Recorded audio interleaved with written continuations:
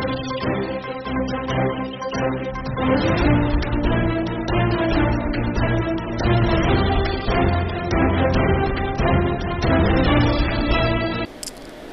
आज एक खास मुलाकात में आज मुलाकात कर रहे हैं पिलानी के विधायक पीतराम सिंह काला जी से। काला जी, आपका स्वागत है आपकी आवाज़ पे। धन्यवाद आपको जी। आपने यहाँ जनता से रूबरू होने का अवसर दिया, इसके लिए धन्यवाद जी।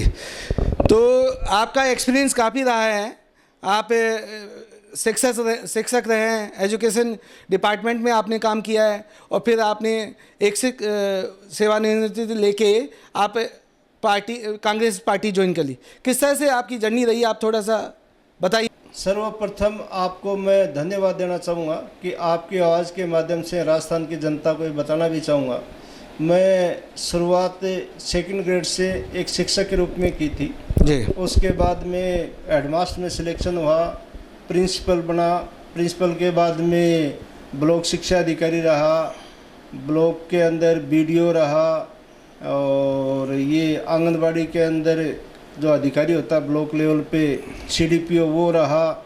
इसके अलावा जिला शिक्षा अधिकारी माध्यमिक चूरू रहा, जिला शिक्षा अधिकारी प्रारंभिक झुंझुनू रहा, deputy director Bikaner head office में रहा, जॉइंट डायरेक्टर बीकानेर रहा, जिला साक्षरता अधिकारी रहा।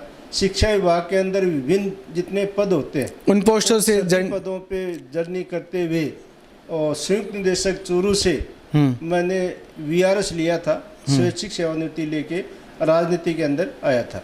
जी। तो क्या कुछ विचार होंगे राजनीतिक पार्टी को ज्वाइन करने के लिए? आप शिक्षक रहे हैं, शिक्षा से राजनीति में क्या विचार के साथ आए थे और क्या कर पा रहे हैं आप? सर्वप्रथम मेरे दिमाग में थी कि राजनीति के अंदर ये एक अवधारणा थी कि राजनीति के अंदर वही व्यक्ति सक्सेस हो सकता है जिसका पीछे किसी बहुत बड़े नेता का हाथ हो या बहुत बड़े घराने से हो या बहुत बड़ा बिजनेसमैन या पावरफुल आदमी हो। ऐसी अवधारणा लोगों के अंदर दिमाग में थी। मैं साधारण परिवार से बिलोंग करता हूँ, मेरे पिताजी खेती का काम करते थे और ऐसी स्थिति के अंदर लोगों ने मौका दिया और राजनीति के अंदर सेवानिवृत्ति लेके मैंने राजनीति के अंदर आया। कांग्रेस पार्टी ने मुझे विश्वास जताया, टिकट दी और जनता के सामने 14,872 वोटों से मैं जीत के यहाँ आया था। एक बड़ी जीत आपने हासिल की। तो हालांकि आपका एक जो कैरियर रहा है शिक्षक का रहा है और आपने निस्वार्थ भाव से सेवा की है। आप शिक्षक रहते हुए किस तरह की उपलब्धियाँ रही हैं आपकी? मैं आपको बता रहा हूँ, जिस समय 10th का सीनियर का रिजल्ट 50% के लगभग रहता था जी, उस समय मेरा हमेशा रिजल्ट 100% रहा। मैं इंग्लिश का टीचर था। अच्छा। और हेडमास्टर बनने के बाद में स्कूल का मेरा रिजल्ट 100% रहा और उसके बाद में बीओ रहा, बीडीओ रहा, तो उसमें भी राष्ट्रीय स्तर पे मैं सम्मानित हुआ। बीडीओ के रूप में स्वच्छ भारत मिशन है, उसके अंदर राजस्थान के अंदर मेरे कार्यकाल के अंदर 3 संस्थाएं राष्ट्रीय स्तर पर एक साथ सम्मानित हुई थी, जिसमें ग्राम पंचायत चोपड़ा, ग्राम पंचायत नारी और पंचायत समिति चिड़ावा जी। ये राजस्थान के इतिहास का रिकॉर्ड है। एक साथ पंचायत राज की 3 संस्थाएं राष्ट्रीय स्तर पर सम्मानित हुई। ये मुझे ही गौरव मिला कि मेरे बीडीओ रहते हुए 3 संस्थाएं राष्ट्रीय स्तर पर एक साथ सम्मानित हुई जी। इसके साथ जब मैं बीओ था, ब्लॉक एजुकेशन ऑफिसर, तो राजस्थान के अंदर बेस्ट बीओ के रूप में मुझे सम्मानित किया और मुझे बड़ी खुशी है कि उस अवधि के अंदर जी शिक्षा विभाग के अंदर काफ़ी सुधार हुए, रिजल्ट के अंदर सुधार हुआ, कर्मचारी थे उनकी विभिन्न समस्याओं का समाधान किया और अभिभावकों से संपर्क किया, तो स्कूलों के अंदर नामांकन बढ़ा और शैक्षिक वातावरण वो भी बढ़िया रहा। प्रथम बार मैं चूरू जिला शिक्षा अधिकारी बन के गया था, तो राजस्थान में चूरू 31वें नंबर पे था। 31वें नंबर पे था। 31वें नंबर था, 33 जिले थे उसमें से। हाँ। और जब मैंने ज्वाइन किया तो उसमें फर्स्ट बारी कहा था शिक्षा व्यवस्था इसमें सुधार करेंगे। हाँ। और मैंने विशेष निरीक्षण किया, टीचर्स को ट्रेनिंग दे के पेपर के बारे में बताया। किस तरह की कमियां नजर आई इस दौरान? 31वें नंबर पे जैसे आपने बताया 31 से आपने फर्स्ट नंबर पे ला दिया रिजल्ट, तो किस तरह के आपने सुधार रहे, क्या कमियां रही जिसको आप सुधारते हुए फर्स्ट नंबर पे लेके आए? सर्वप्रथम तो स्कूलों के अंदर समय की पाबंदी लागू की, फिर निरीक्षण किया, निरीक्षण के अंदर टीचर्स को पाबंद किया कि आप अपना सिलेबस है वो समय पे करें और बच्चों को विशेष रूप से कक्षाएं के अंदर पढ़ाएं और टाइम टेबल पे आपका पाठ्यक्रम पूरा करें। उसके बाद में रिवीजन करवाने के साथ में बोर्ड के पैटर्न पे आप उसको पूरक परीक्षाएं आयोजित करें। उसका मैंने डिस्ट्रिक्ट लेवल पे पुस्तक छपवाई थी और टेस्ट आयोजित करवाए और शीतकालीन अवकाश के अंदर विशेष प्रशिक्षण बच्चों के लिए आयोजित किए। उससे ये बेनिफिट हुआ कि चूरू जिला जो राजस्थान में 31वें नंबर पर था वो 1 नंबर पे आया और स्टेट लेवल पे मुझे बेस्ट डीओ के रूप में सम्मानित किया चांदी की टेदे के। आपने शिक्षक रहते हुए शिक्षा में अच्छा काम किया, योगदान दिया अपना और अपने नवीन विचार रखते हुए शिक्षा को आगे बढ़ाया। विधायक हैं अभी आप, तो कैसे पिलानी को देखते हैं? अभी पिलानी में क्या क्या कमियां हैं, क्या क्या जो 75 साल में नहीं हुआ वो आप क्या उम्मीद लेके आए हैं, क्या उम्मीद लेके जनता के सामने आए हैं? और जनता के एज ए विधायक आप हैं तो किस तरह से देखते हैं पिलानी की कमियों को और आगे क्या किया जा सकता है? क्या संभावनाएं है पिलानी में? रोजगार की, कृषि की, पानी की जो कमी की व्यवस्था हमेशा रही है, पानी अब और गहराई में चला गया 1200 प्लस फीट आपने जैसे बताया, तो किस तरह से आप देखें और किस तरह से निजात दिलाएंगे पिलानी को? मैं आपके माध्यम से बताना चाह रहा हूँ, जब मैंने पिलानी का विधायक के रूप में जीत के यार प्रथम बार राजस्थान की सबसे बड़ी पंचायत में शपथ ली थी, उसमें मैंने तय किया था कि पिलानी के अंदर कुछ मूलभूत सुविधाएं नहीं है, उनको मैं उपलब्ध करवाऊंगा। उनमें सर्वप्रथम जो समस्याएं थी, पिलानी के अंदर रेलवे लाइन नहीं थी, इसके साथ पिलानी के अंदर नेशनल हाईवे से नहीं जुड़ा हुआ है और पिलानी के अंदर पानी की सबसे बड़ी प्रॉब्लम है। तो जो ही मैं विधायक बना, रेलवे मंडल के जो अध्यक्ष हैं उनसे मिला, मंत्री जी से मिले और जो हमारे एमपी साहब उनसे मिले, तो 2 साल के कार्यकाल के अंदर उसकी डीपीआर बन गई है और डीपीआर बनने के बाद में लाइन का कार्य प्रगति पे है और जल्दी ही लाइन पिलानी के अंदर आ जाएगी।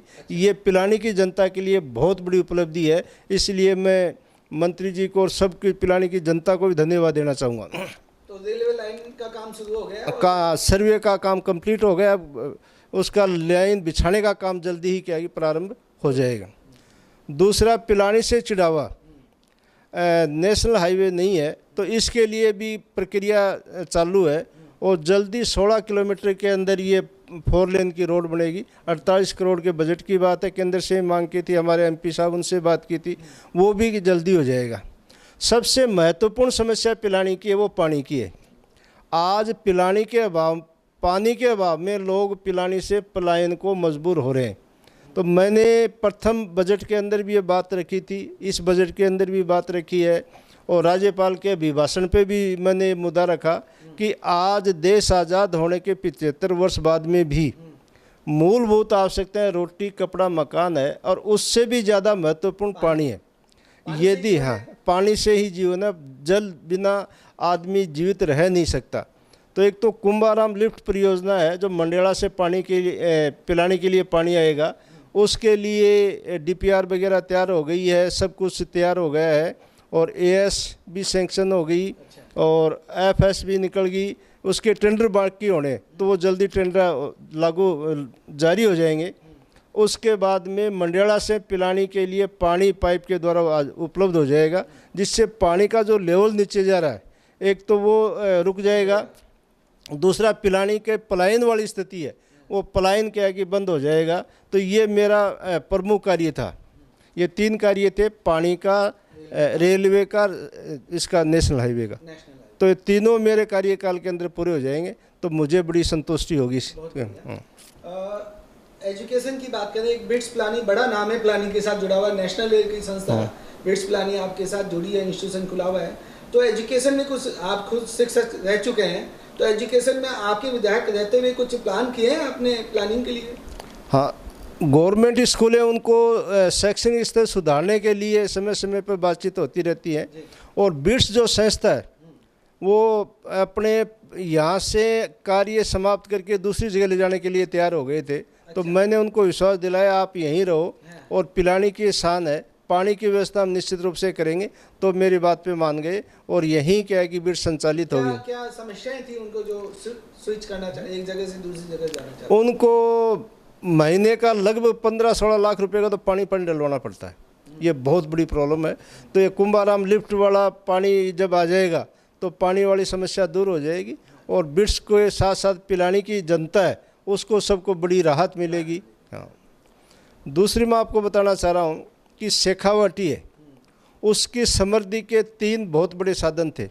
एक तो कृषि थी, पानी के साथ कृषि होती थी, ट्यूबवेल हमारे खूब थे। दूसरा, रोज़गार में सबसे ज़्यादा शेखावाटी के लोग जाते थे। और तीसरा क्या कि सेनाएं थी, तो सेना के अंदर। तो अब वो तीनों स्थिति हमारे अनुकूल कमज़ोर पड़ गई। खेती तो इसलिए कमज़ोर पड़ गई, ज़मीन के अंदर पानी नहीं रहा। और सर्विस के अंदर अब अदर ज़िलों के अंदर भी बच्चे तैयारी कर रहे हैं, हमारे बच्चे भी तैयारी कर रहे हैं। तो वो स्थिति अब पहले 20% के लगभग बच्चे निकलते थे, उनका प्रतिशत कम हो गया। तीसरा, सेना के अंदर सबसे ज़्यादा शेखावटी के लोग जाते थे। अब ये अग्निवीर नाम से 4 साल की योजना की है, तो लोगों का उस साइड में जाना का रुझान कम हो गया। इस कारण से शेखावाटी स्पेशली झुंझुनू जिला अब पिछड़ने की स्थिति में है। तो हम चाह रहे हैं कि वापस ये आगे बढ़े, इसके लिए योजना कर रहे हैं। शेखावटी एक बड़ा नाम है और ये एक पराक्रम का क्षेत्र तो माना ही जाता है। साथ में शेखावटी से अधिक कुछ सेलेक्टिव और अच्छे उद्योगपति निकले, क्योंकि क्यों नहीं उन उद्योगपति के सहयोग से आप पब्लिक प्राइवेट पार्टनरशिप को शेखावटी को डेवलप करें और शेखावटी को खुशहाल बनाएं। मैं आपके माध्यम से बताना चाह रहा हूँ, यहाँ सबसे बड़े उद्योगपति हैं वो सारे लगभग 90% झुंझुनू जिले के या इसके शेखावटी के आसपास के। अब यहाँ उद्योग लगाने के लिए सबसे ज़्यादा पानी और बिजली होती है, इंफ्रास्ट्रक्चर। तो ये तीनों चीज़ों की यहाँ कमी है, इस कारण से वो उद्योग नहीं लगा सकते। लेकिन इसके अलावा जो रॉ मटेरियल उपलब्ध हो रहे हैं उसके हिसाब से लग रहे हैं। और नवलगढ़ के अंदर सीमेंट की बड़ी फैक्ट्री लगी है माइनिंग के लिए, माइनिंग का अच्छा, तो माइनिंग वाला कार्य हो रहा है। फिर ये पर्यटन क्षेत्र के अंदर ये बहुत बढ़ने की संभावना है कि हमारे मंडावा की हवेलियाँ हैं और पुरानी हवेलियाँ हैं, उनको इस बजट के अंदर ही प्रावधान किया है। तो वो जब डेवलप होंगे तो पर्यटन क्षेत्र बहुत बड़ा है और बहुत अधिक आय होती है। तो इस क्षेत्र के अंदर भी शेखावाटी के अंदर पर्यटन बढ़ेगा तो लोगों को रोजगार और आय के साधन भी बढ़ेंगे। शेखावटी का एक मतलब शेखावटी बोले तो कृषि प्रधान व्यवस्था, तो कृषि में जो पानी की व्यवस्थाओं के कारण आप बोल रहे हैं पिछड़ रहे हैं। एक और मैं जोड़ना चाहूँगा, अभी जो रासायनिक खेती होती है उसको रासायनिक खेती से ऑर्गेनिक की तरफ कैसे आप डाल रहे हैं एज ए विधायक रहते हुए? क्या कुछ इस तरह का कोई आपने कुछ चलाया अभियान वगैरह में देख रहे हैं? क्योंकि रसायन की खेती से आदमी जीव और व्यवस्थाओं में रसायन जाता है तो बीमारियां पलती है। मैं आपको बताना चाहता हूँ कि रासायनिक से उर्वरक जो पैदावार ज़्यादा होती है लेकिन वो स्वास्थ्य के लिए हानिकारक होती है। और जैविक खेती अपन करते हैं उसके अंदर खर्चा कम आता है लेकिन पैदावार कम होती है। हाँ। तो धीरे धीरे शेखावाटी के क्षेत्र के कुछ किसान जैविक खेती कर रहे हैं और उस जैविक खेती को प्रोत्साहन करने के लिए स्टेट लेवल पर, नेशनल लेवल पर इस प्रकार के संगठन बनने की आवश्यकता है। हाँ। तो उनकी पैदावार आगे तक बढ़ सके, जिससे लोगों के स्वास्थ्य के अंदर भी सुधार होगा और किसानों की आय है उसके अंदर भी वृद्धि होगी। तो इस रिगार्डिंग विधायक रहते हुए कुछ अभियान चलाएं, जैसे आपके स्टेट के कृषि मंत्री है करोड़ी लाल जी मीणा हैं, सेंटर के मिनिस्टर हैं, तो उस तरह के कुछ अभियान से नहीं जोड़ा जाए जैविक को? जो अभियान चलेगा तो ये चीज़ें कोई एक दशक में जाके सुधार आएगा। ये हम चाह रहे हैं और ये इस प्रकार का है भी कि ऑर्गेनिक खेती बढ़ाने के लिए और एक स्टेट लेवल पे ऐसा प्लेटफार्म हो कि ऑर्गेनिक खेती करते हैं उसको पैदावार को वर्ल्ड लेवल पे, इंडिया लेवल पे प्रमोट किया जाए। हाँ। प्रमोट करने से किसानों को फायदा होगा और लोगों के स्वास्थ्य के अंदर भी सुधार होगा। अगर मैं संगठन, आपने कांग्रेस ज्वाइन की, तो संगठन की बात करें, किस तरह से कांग्रेस राजस्थान में कमज़ोर हो रही है, कमज़ोर पड़ रही है, क्या विचार रखते हैं आप और संगठन को कैसे मजबूत करने की आपकी चाह है? देखो, मैं बताना चाह रहा हूँ आपको, कांग्रेस न तो कमजोर थी, न है, न भविष्य में। सीटों के हिसाब से तो अभी कैलकुलेशन ये बता रहे हैं का एक आंकड़ा कई बार समय और परिस्थिति के अनुसार हो जाता है। कई बार ये होता है कि फलां व्यक्ति को वो नहीं जीत सकता तो उसको कई बार टिकट दी जाती है, इसके वजह से हो जाता है। बाकी वोटों का जो प्रतिशत है वो कांग्रेस और बीजेपी के कोई 1-1.5% के लगभग ही है। आप बोल रहे हैं पूरे राजस्थान में जितने वोट कांग्रेस और बीजेपी का डिफरेंस है वो 1-1.5% ही है। तो उसको ज़्यादा नहीं मानते। हाँ। 42% बीजेपी को वोट मिले, 58% वोट है वो बीजेपी के अगेंस्ट पड़े। तो ऐसी कोई बात नहीं है। रही संगठन की बात, तो संगठन के अंदर हमारे प्रदेश नहीं, अध्यक्ष कांग्रेस को कितने मिले? आपने कहा 58%। ये इनको 42 मिले थे, हमारे 40 पॉइंट कुछ मिले थे। 40 पॉइंट के थे। तो 1.5% के लगभग अंतर था, कोई ज़्यादा अंतर नहीं था। हम्म। तो ये मैं कहना चाह रहा हूँ। दूसरा, जनता के अंदर ये ऐसी कोई भावना नहीं थी, लेकिन क्षेत्र विशेष के अंदर बीजेपी ने इधर तो किरोड़ी जी मीणा कह दिया आपको मुख्यमंत्री बनाएंगे, इधर उसको कह दिया तो लोगों के दिमाग के अंदर है भाई ये मुख्यमंत्री बनेगा, ये मुख्यमंत्री बनेगा। आपके भी तो मुख्यमंत्री बनने वाले कई सीट। नहीं, हमारे तो कोई नहीं था। हमारे तो पहले इसे तय था भाई या तो सचिन जी बनेंगे या गहलोत जी, जिसको भी पार्टी हाईकमान जो निर्देश देगी, आदेश देगी, उसी हिसाब से बन जाएंगे। क्या कंट्रोवर्सी रही है? आप क्या कहना चाहेंगे सचिन जी और अशोक जी गहलोत के नेतृत्व को लेके क्या कहेंगे? नेतृत्व में हमारे किसी प्रकार का मनमुटाव नहीं है। नेतृत्व हमारे बढ़िया है और किसी प्रकार का मनमुटाव नहीं है। और प्रदेश अध्यक्ष गोविंद सिंह जी डोटासरा उसके निर्देशन में पार्टी बढ़िया कार्य कर रही है। हमारे नेता प्रतिपक्ष टीकाराम जी जूली हैं, वो बहुत बढ़िया कार्य कर रहे हैं। और जनता के अंदर विपक्ष की जो भूमिका होती है, जनता की समस्याओं का मजबूती से उठाना, तो 2 सत्र गए हैं, दोनों सत्र के अंदर जनता की समस्याएं हैं। अभी पिछले दिनों आपने देखा, आज लोगों को सबके सामने गैस की वाली समस्या है, ये हमने विधानसभा के अंदर मजबूती से उठाया था और विधानसभा का बाइकाट भी किया था। हमें मालूम था कि जनता के अंदर सबसे बड़ी परेशानी आने वाली है।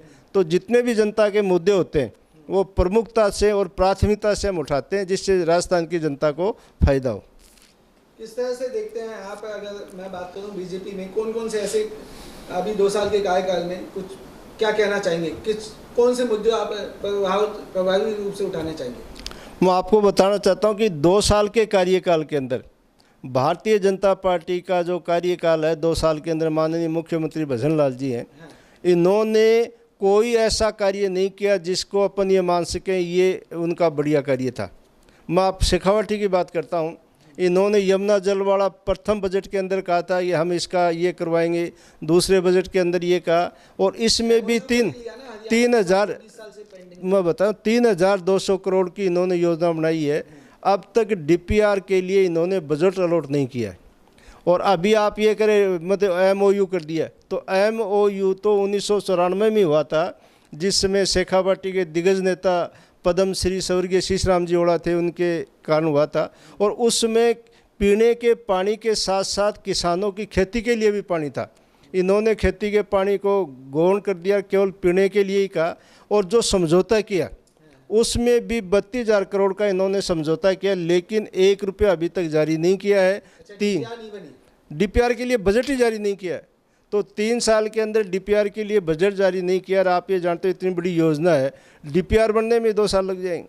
तो इनके 5 साल के कार्यकाल के अंदर यमुना जल पे कोई काम नहीं होना, ये मैं आप लोगों को बता रहा हूँ। ये केवल जनता को भ्रमित करने का कार्य कर रहे हैं। ये आप बड़ी बात कह रहे हैं कि 5 साल में भारतीय जनता पार्टी पानी पे कोई काम नहीं कर पाएगी। नहीं कर, आपके आज के माध्यम से दे रहे हैं, वीडियो सुरक्षित रहेगा। इनके 5 साल 2 साल और बचे, 2.5 साल बचे। 2.5 साल के कार्यकाल के अंदर यमुना का 1 बूंद पानी का शेखावाटी के अंदर नहीं आएगी, जिस प्रकार से इनकी प्रगति देख रहे हैं। और क्या कहना चाहेंगे जनता को? क्या मुद्दे हैं जो भाजपा को अभी उनको ध्यान देना चाहिए? और भारतीय जनता पार्टी के को आपके माध्यम से मैं कहना चाह रहा हूँ, एक तो किसानों को, आज किसान सबसे दयनीय स्थिति के अंदर है। उनके जो लोन है वो माफ़ करने चाहिए। और किसान को समय पे बीज है, खाद वो इस साल नहीं मिले, लंबी लंबी लाइनें लगी, लोग 3-3 तो 75 साल से आप और हम देख ही रहे हैं। नहीं, पिछली बार इतनी लाइन नहीं लगी थी। जिस पर मोदी जी के टाइम में, नोटबंदी के टाइम में लोगों के खुद के पैसे के लिए 2-2 दिन तक बैंकों के सामने लाइन में खड़े रहे। उसके बाद में किसान 3-3 किलोमीटर लाइनों में खड़े रहे। और आज वापस गैस के लिए 3-3 घंटे तक, 4-4 घंटे तक पूरे के लाइन के अंदर खड़े हुए। केवल बीजेपी के शासन में 3 बार भारत की जनता को लाइनों में 3-3 दिन तक इन्होंने खड़ा किया। कांग्रेस के टाइम में आप कभी नहीं खड़े हुए। आप क्या है कि मीडिया से बिलोंग करते, कहीं भी हो सूचना और फोटो तो आप मेरे को दिखा देना। लाइनें तो पहले भी लगती, इतनी नहीं लगी, नहीं कभी नहीं लगी। बात नहीं आप रिकॉर्ड में देख लेना कभी भी। हाँ, अभी मैं उस पर वापस आते हैं। आपने कहा कि यूरिया बीज और ये नहीं मिला, मैं क्यों नहीं इसको मुहिम को वापस मैं ऑर्गेनिक की तरफ जाता हूँ, जैविक कृषि की तरफ जाता हूँ, जो खुशहाल भारत की खुशहाली है। वो कृषि प्रधान देश रहा है भारत, और कहीं ना कहीं कृषि को ठीक है आप इंडस्ट्रीज बढ़ाए, लेकिन कृषि को डाउन कर दिया गया। और ऑर्गेनिक की तरफ ही क्यों नहीं उसको रुझान करें, रसायन को अगले को step by step year two year उसको कम करते हुए उसको ऑर्गेनिक की तरफ लेके जाएं, दुधारू व्यवस्थाओं की तरफ लेके जाएं, जहां पशु दूध अच्छा दूध हो और अच्छा मतलब मिलावट फ्री दूध मिले और व्यवस्था मिले, रसायन फ्री खाने की व्यवस्था हो, है ना। तो उस तरह का कोई ऐसा बड़ा अभियान क्यों नहीं चलाया जाए इसमें। मैं आपके माध्यम से बताना चाहता हूँ कि देश की समृद्धि के लिए, किसानों की समृद्धि के लिए खेती के साथ साथ अन्य उद्योग हैं। जैसे अपने पहले हरित क्रांति आई, फिर श्वेत क्रांति आई, तो उसी हिसाब से श्वेत क्रांति को बढ़ाने के लिए पशुपालनों को सहायता दी जाए। और जिस प्रकार से विकसित देश हैं, उन विकसित देशों के अंदर क्या होता है, किसानों को खेती करने के लिए इनिशिएटिव दिया जाता है। तो राजस्थान के अंदर भी किसान है, उनको इनिशिएटिव दिया जाए जिससे वो खेती के प्रति हैं, और आधुनिक खेती और प्रगतिशील खेती करने के लिए किसानों को ट्रेनिंग दी जाए, उनको उन्नत किस्म के बीज और फर्टिलाइज उपलब्ध करवाए जाए, जिससे क्षेत्र का विकास हो, किसान समृद्ध हो। आखिरी पिलानी की जनता के लिए आपका कोई संदेश? और पिलानी की जनता को मैं संदेश देना चाह रहा हूँ कि पिलानी के अंदर पानी की सबसे बड़ी प्रॉब्लम है।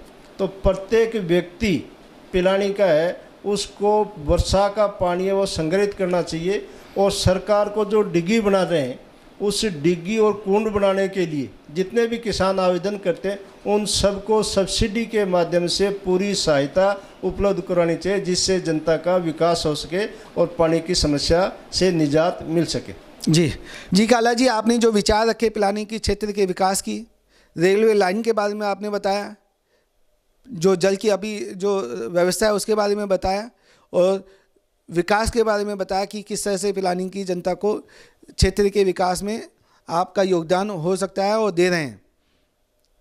और आप जो आपने सुझाव दिए, हम चाहते हैं राजस्थान सरकार और मंत्रालय इसको देखे और आपके साथ सहयोग करके प्लानिंग के विकास में, झुंझुनू के विकास में आपका सहयोग करें। धन्यवाद काला जी। धन्यवाद दोस्तों, आप भी देखते रहिए आपकी आवाज़ और जानते रहिए अपने क्षेत्र के, अपने विकास के, अपनी इंडस्ट्रीज़ के बारे में आपकी आवाज़ पे। धन्यवाद। धन्यवाद आपका। धन्यवाद आपको भी। आपके माध्यम से राजस्थान की जनता ने के तहत ये बात जाएगी और क्षेत्र का विकास होगा। धन्यवाद। जय हिंद, जय भारत। जी धन्यवाद।